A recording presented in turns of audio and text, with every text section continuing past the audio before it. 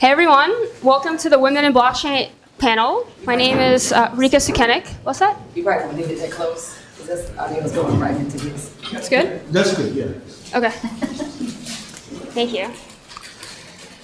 For those of you who don't know me, I'm part of the leadership team here at the meetup. Helped organize and what's up? I know it's only to the video, so it's not actually going to be on. I'm just going to talk loud. We have some awesome panelists that are joining me here. Super excited to have all of them here. Before I get started, just wanted to mention a few things. You guys will probably hear this at some point during the presentation. I have a stutter, so as we go on, that's what it's going to sound like.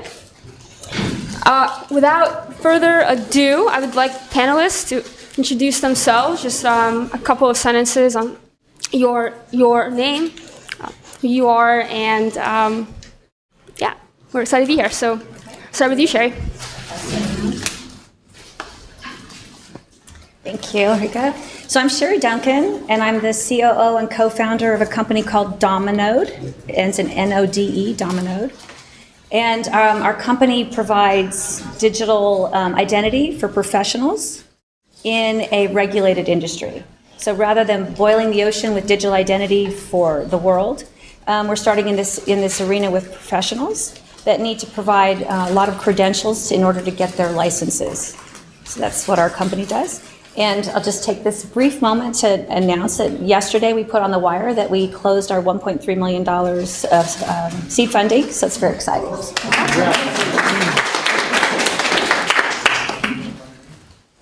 Hi, everybody. I'm Elizabeth Strickler. I am the Director of Media Entrepreneurship and Innovation at Georgia State University's Creative Media Industries Institute. Anyway, so I have a strong film, television, and technology background. Also was a programmer back in the day at Mindspring. But right now I teach entrepreneurship and innovation in the media space. And then on top of that, I also help teach the FinTech class at Georgia State. They've brought me in to kind of work on sort of creative industries and the blockchain. And I also am starting a company called D.Cent Labs, where we help advise companies experiment with new blockchain technologies and educate people to become the creators of those experiments. All right, and hello. How are those sandwiches? I can tell they're good. Y'all eat like, oh my goodness. My name is Marie Antoinette Titchler. I am the founder and CEO of C2 Legacy, and we are a blockchain-based digital asset estate planning platform that will allow cryptocurrency holders to transfer their assets to their heirs when they pass away. I'm a nonprofit in the technology space, if you will. I have a nonprofit organization called TOAD, the Texting Organization Against Distracted Driving, and that is why I have on this crown. I actually joined a pageant to get marketing for my company. So for ladies, I call it guerrilla marketing, because everybody sees me when I go somewhere. They always ask me what I do or who I am, and that's a part of what we have to do when we have a business. We have to get the word out there, right? Hi everyone, my name is Nadine and I'm the developer evangelist at Storage. And my background is actually in software. I previously come from an IoT background, so I built a lot of interconnected products and then actually discovered blockchain through way of IoT, and here I am at Storage.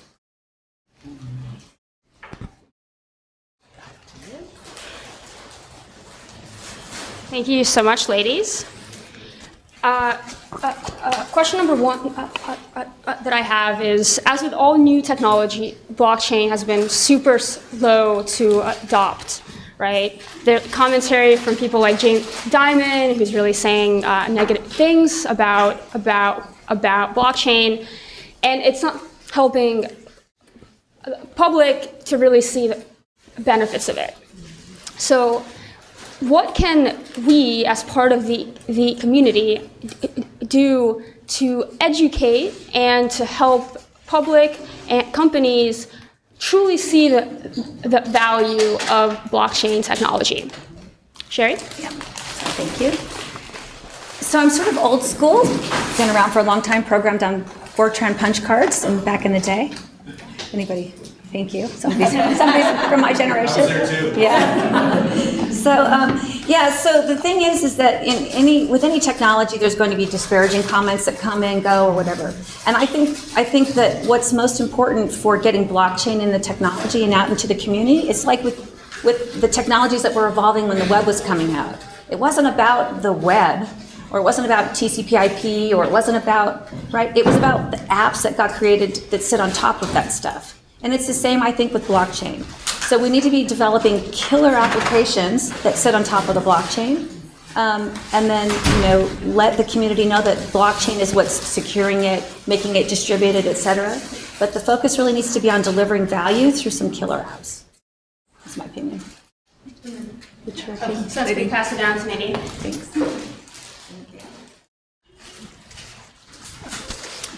So in my case, recent events that I've attended, if you ask someone what blockchain is or how to explain what blockchain does, a lot of people are not quite sure how to answer that or can explain it really clearly. And I think the best way to do that is to create educational content that's unbiased. And how do we do that? So the people that tend to be able to associate blockchain is people that associate blockchain with like cryptocurrency. When you say blockchain, the next thing that follows is Bitcoin, or are you trading this coin? And so I think we need to decouple blockchain and cryptocurrency and really focus blockchain as being like an industry leader and changing the way the industry does economy. And when we decouple that, then you get the right way of how people should think about blockchain and not associating it with cryptocurrency. So how do we do that?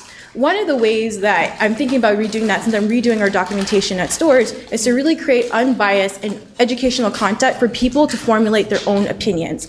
So what people are currently doing is that they're listening to traditional financial leaders about the crypto markets, and they're formulating their ideas. They're not formulating their own ideas. And so how do we get people to be proactive in researching about this content? And part of the way is that every company that's in the blockchain niche of technology should be putting out content so people can discover that. So how did they do that? Placing content where there's next to like a Telegram group, because a lot of people that are trading or coming up or bashing blockchain technology are also in the pump and dump Telegram groups, or trying to figure out what coin is the next hype.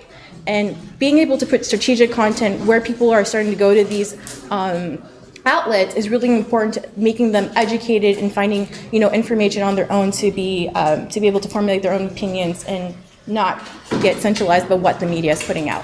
But in short, that's my opinion. Nice. The other thing I'll just add is that Jamie Dimon, his stuff is really, his disparaging comments are about Bitcoin and not about blockchain. So he supports blockchain, not Bitcoin, which goes to your point about trying to decouple the technologies. He actually also issued a statement that apologized and said that he was wrong about blockchain being a scam. So I think it's really important for all of us, everyone in the community, to educate others and to really decouple the money-making speculation out of the next killer app and the truly cool aspects about the technology. Yeah. So on that same topic, blockchain is all about democratizing and allowing everyone to access all the same information, regardless of the government that you're under, your socioeconomic status, anything like that. What are some of the ways that we, as the community, can do that? Elizabeth? So yeah, I mean, the core here is about decentralization, democratization, and to Nadine's point, being as women, because this is about women in technology, I mean women in blockchain, but all of us, to basically take responsibility, not just agency, but full-on responsibility, which means getting to know the technology really well, getting to understand the issues well, and then to Nadine's point, being vocal in the spaces where they are. Like, I'm a part of the Bad Crypto podcast, mastermind, whatever, and 80% of it is the ICO pump, not really pump and dump, but next Lambo crowd, and so being able to speak up about what the real implications of this movement in society is about empowerment to all nodes, empowerment to all people, the decentralization and non-hierarchical governance, and that sort of thing is just really where I think we can be active and vocal, and but this whole idea of sovereignty is what a lot of the whole decentralization movement kind of came out of, and really embracing that philosophy, and what sovereignty for women means sort of taking back, and I don't mean taking back power, I mean really recognizing what the power is, and then becoming very vocal and presenting your perspectives and your ideas and gathering women and gathering people and just infusing the sort of philosophy of decentralization and of empowerment to all people and to all nodes is really, really important. And it takes a lot of courage because this is an unknown space. It's really hard.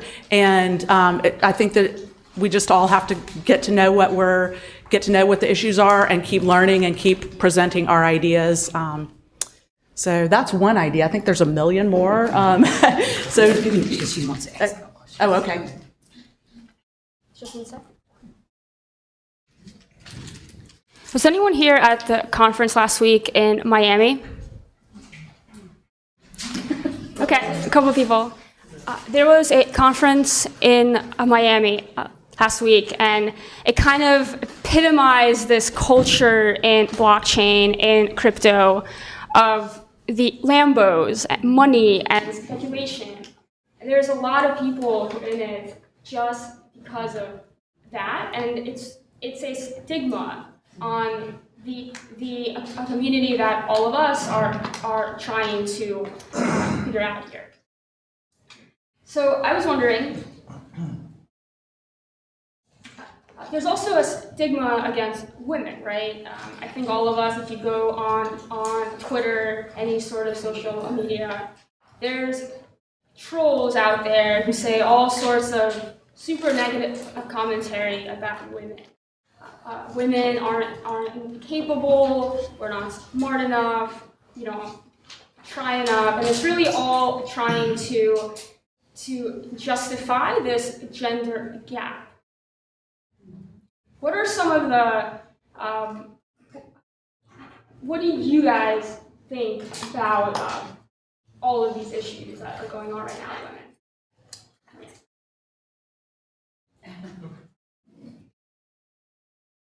It actually excites me to talk about anything women-related, because I feel like I am a power woman, but I helped to organize the Women's March. And what I recognize through organizing the Women's March is that we were acting almost like the blockchain, a decentralized system, because none of us met, with the exception of maybe 20 or 30 people within the states that we were working in, but everyone was working on the same exact goal. So last year when I showed up, leaving Georgia, going to DC, we know what we had accomplished in Georgia. We sold out every train, plane, bus there was. We had 22 buses going to DC. So we knew what we did because of that, but it wasn't until we got to DC that we literally were like, oh my God, is this what a bunch of women working in their basement do? Because that's what we were really doing. We were on Facebook. If it wasn't for things like Facebook and Slack, I mean, those things, and us all acting with the same goal to it. We had complete consensus, complete. And so that to me is the power of how we work. So we are computers. We just need to, I would say, technology feels, when it comes to things like technology, things are still so stereotypical. And so it takes parents and aunties and friends and cousins to, when you see that little girl who is always, on that phone, she may actually be good at technology. Bring it up to her. Talk to her. I was saying we should do things like go to the colleges, because how many times did you change your major? I know I changed mine 3 times. So while the girls are in college, let's talk to them about these things so they can change their major while they're in college. And developers in this field are making $100 an hour. Can I say that again? Developers in this field are making $100 an hour. They're working part-time and they're working at home. So a college student has the potential to skip all the way over Walmart, skip all the way over working at McDonald's, $100 an hour. So I think it's just more exposure, and it's us being passionate everywhere we go, talk about it, you guys are here, share it with a young lady you know. Hey, I heard about blockchain, you always on the computer, go check it out. I mean, she might like it, she might not. But I think the more exposure that women get, that's gonna change it, because we are capable of it. That's not the issue.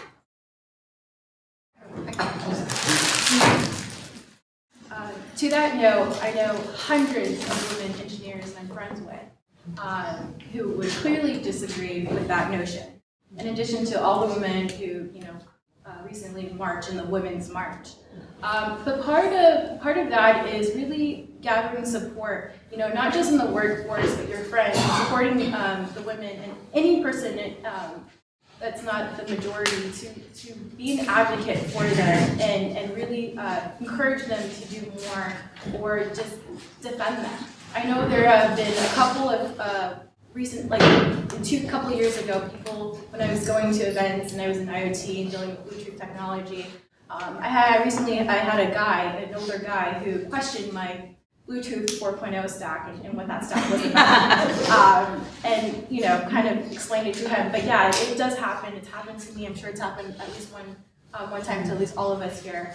And the guy, the gentleman I was talking to was like, "Why are you asking her this question? It's a basic question for someone who's in Bluetooth." And so yeah, I would say definitely support the women, be their advocate, go to schools. Go to elementary schools and really volunteer your time. Even if it's just an hour for after school or anything of that nature, it goes a lot further than you think. And that's something that I taught at Hackbright, Women Engineering School. I taught for 2 years women how to program and contributed to a lot of things of that notion. So, and I hope to continue that with storage and increasing diversity in that and really giving education material out. I'm just going to add one thing onto that.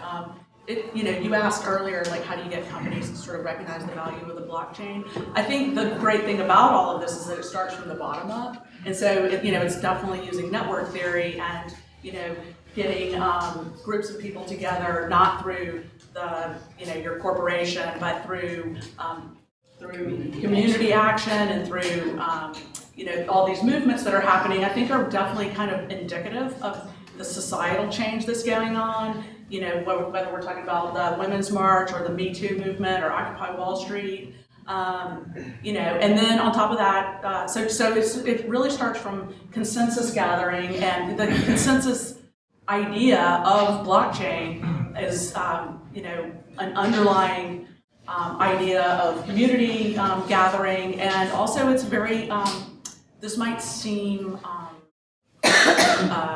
this could be controversial, but female power is actually more in the consensus gathering and the organizing and the grouping together. And so let's use that power to our betterment, everybody's betterment. And none of this is against men.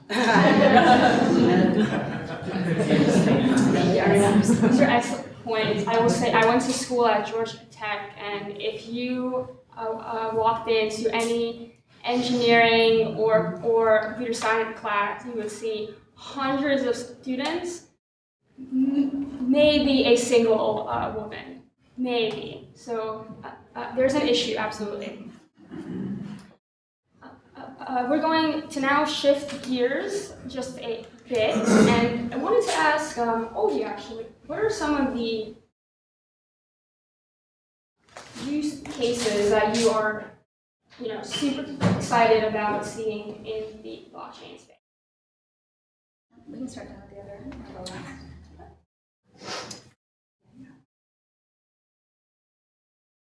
One use case I'm really excited about and that I actually have a friend working on is voting. How do we use the blockchain to democratize for voting? And so I'm really excited to see that, and I hope that helps with everyone in every state to participate in voting with the blockchain. So like no votes can be disputed no matter what the case is. Sign them up. When you get your driver's license, you get registered. One of the use cases I love is Big Nation. I don't know if you guys have heard about Big Nation, but she's a woman, and she has an idea to basically be able to build a governance and a community of your own online. I just love her philosophy. I love that she's a woman and she's in this game. And so it's one of the projects that I watch really close. So I'm just going to talk about sort of a grouping of projects that I'm interested in. Because I come from the media industry and watching students and watching people not get paid for their labor. And earlier when we heard Jeffrey talking about the internet as a gigantic copying machine. And that, that's falling on the brunt of the creators, the developers, and people not getting paid for their labor. So I'm really interested in digital assets on the blockchain, like Kodak Coin and Ujo and other projects like that. So that's an area that I'm.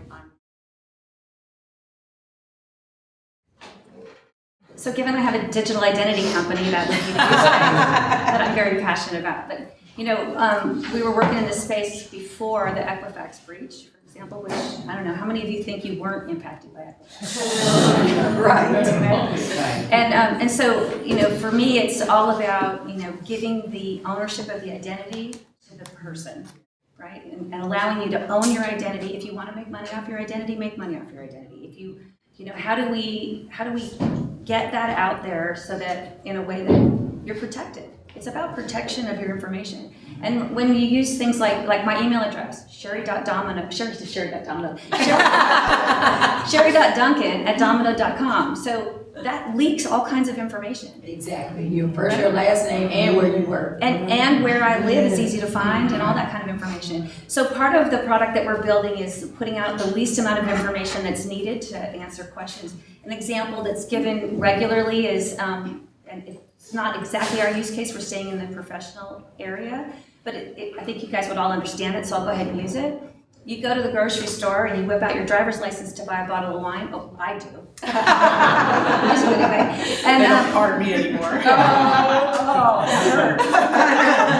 But I give them my driver's license, and I don't know the person that's looking at my driver's license. I've given them my address. I've given them my date of birth. I've given them whether I'm a blood donor or not. It's just, or whether my blood type, whether I'm a donor. That information is leaking out through these kinds of mechanisms we use today. And so the passion that we bring to the table and what we're really trying to focus on is how do you get control of your own information, provide what is needed minimally, and be the one that gives permission when your stuff is given out or not given out, and who gets to see it. So that's what I'm passionate about.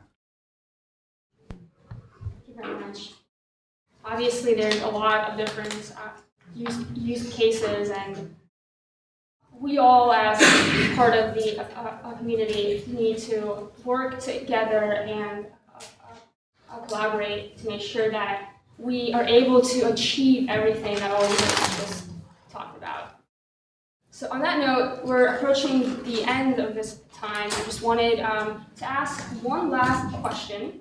And this one is really important. I think it's because all of you are here, it's obviously an important topic to all of us, and I would imagine to everyone outside of the room also. Why care about diversity? why does it matter? Right. Wow. Okay, so that really doesn't have a lot to That's do a with loaded it. question. Yeah, the black girl will take that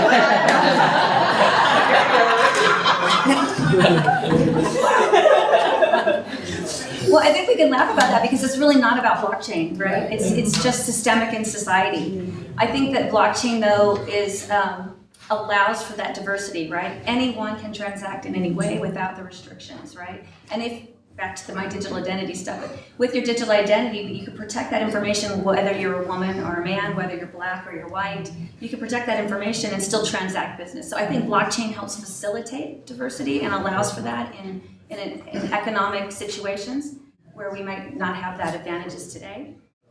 But the problem is way bigger than blockchain, for sure.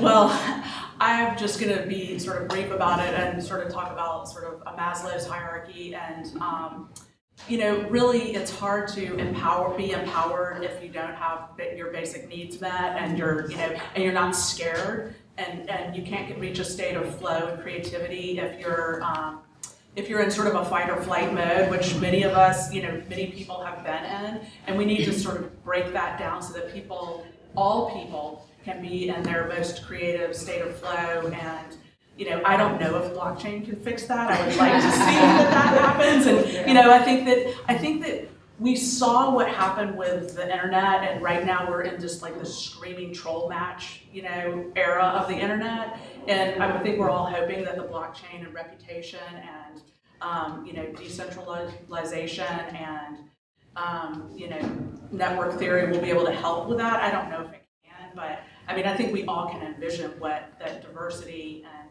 you know, all of us being successful could look like and try to get. I can take this example from the Women's March again. Diversity matters because we're different people. My issues as a black woman are not going to be her issues as a white woman. That is why diversity matters. My issue as a black woman is not going to be his issue as a man. And that is why diversity matters. So hearing the different voices, we're then able to have a consensus. But if only one voice is heard, then there is no consensus. And on that note, diversity matters in terms of product development and blockchain. Product, you know, when you're developing a product, you want it to appeal to everyone, not just one person, in terms of scaling. And scaling is a big issue right now in blockchain. And it's something that we're trying to solve at Storage. So that's one important thing. But how do we do that is a better question. And in my case, it's again, education, creating content, having it be accessible, going to events and conferences, making sure that we're giving, you know, tickets to everyone and encouraging everyone to attend and really getting that message out. And that's something that I continue to try. Come be our president. Vote for me. Yes, please. We have reached the top of the hour.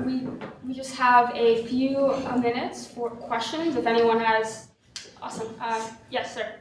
Okay. Yes, Jonathan Liddell. One of you talked about voting rights, the other one talked about digital identities. Both of those are going to take cooperation with the government. What are some of the biggest challenges and hurdles, and how do you see accomplishing getting consensus from the government to kind of adopt those technologies? I'm actually I'm certified with the Government Blockchain Association. So what does that mean? That the government is already thinking about this. The government is already working on it. The CDC is already using blockchain technology. Now, how are we going to be able to get that into voting? What that is going to take is a movement, like the Women's March, because politicians make our laws.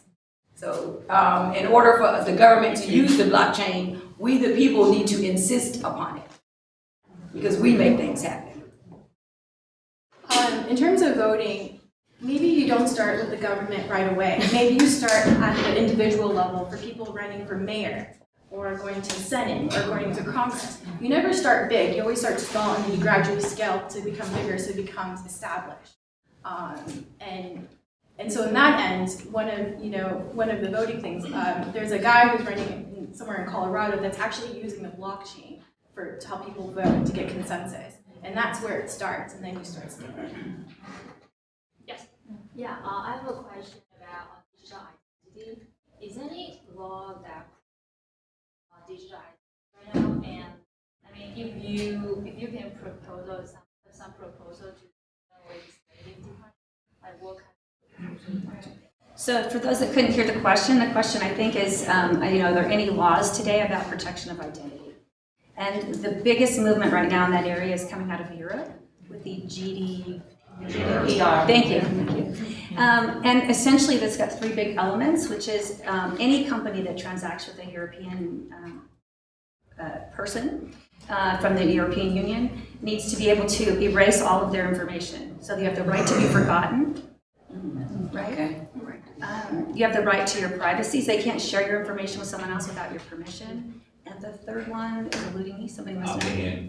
Yeah, you have to opt in to having that information available. So what happens today is the information is pulled together. We all use the same email address for all the accounts we log into. And so the aggregators of all the data, they can correlate what you're doing on which sites and who you are. And they pull together so much information that you didn't intend for anyone to have, and you didn't expect that anyone would have. So this government law that's coming in, the penalties in the United States for non-compliance are huge. And it's taken very seriously. It goes into effect May. Thank you. It goes into effect May of this year. And the penalties are significant. Were you asking a question? No, we're good. You're just telling us that. So, but those You have to put the lights on. that kind of initiative, that bold initiative that's coming out of the European Union will flow. So we all want those rights. Exactly. Thank you so much, ladies. We actually we don't have time for any more questions. I apologize. We got to wrap up, but I'm honored to have organized this. Thank you. Thank you so much, all of you, for being here.